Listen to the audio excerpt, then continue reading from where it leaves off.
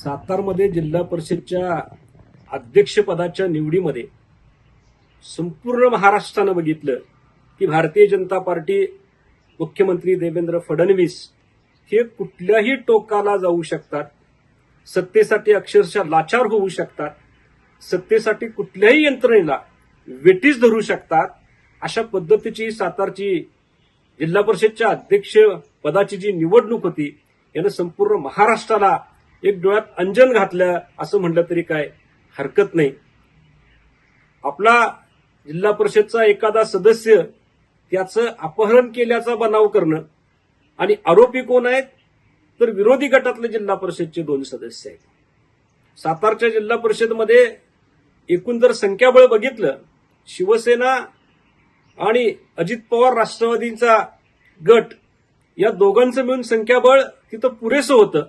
अध्यक्षपद निवडीसाठी त्यांची व्यवस्थित मतमोजणी झाली असती तर ते कदाचित अध्यक्षपद त्यांच्या वाट्याला गेलं असतं. पण भारतीय जनता पार्टी, मुख्यमंत्री देवेंद्र फडणवीस यांनी संपूर्ण पोलीस यंत्रणेला वेठीस धरून चुकीचा एफआयआर नोंद करून घेतला आणि आरोपींना म्हणजे 2 जिल्हा परिषद सदस्यांना अक्षरशः त्या सभागृहाच्या दारातनं खिचून गाडीत बसवलं.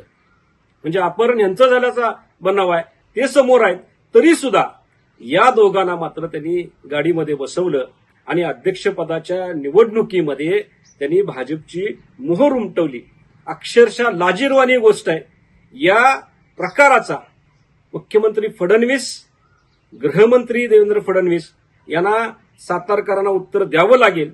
येणाऱ्या काळामध्ये पुऱ्या महाराष्ट्रानं ही जी काही सत्तेसाठी भारतीय जनता पार्टीची जी काही भूक आहे, अरे केंद्रामध्ये सत्ता आहे, राज्यामध्ये सत्ता आहे, तरी सुद्धा आमची भूक या सत्तेची भागत नाही, अशा पद्धतीची कृती काल मुख्यमंत्री देवेंद्र फडणवीस, कारण गृहमंत्रीपद त्यांच्याकडे आहे, संपूर्ण पोलीस यंत्रणेवर त्यांची पकड आहे आणि म्हणून या संपूर्ण गोष्टीला मुख्यमंत्री देवेंद्र फडणवीस जबाबदार आहेत आणि सातारकर त्यांच्याकडनं एक ना एक दिवस उत्तर घेतील.